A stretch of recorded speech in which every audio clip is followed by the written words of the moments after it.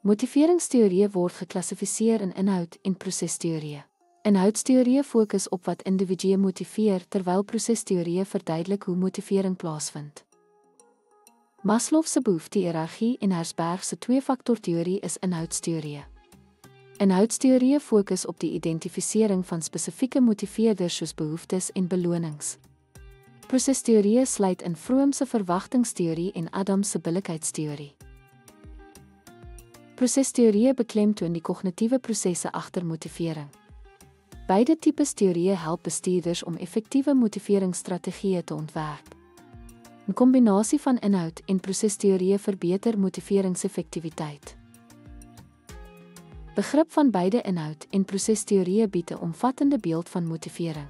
Die toepassing van hierdie teorieë in die werkplek verbeter werknemerbetrokkenheid en prestasie.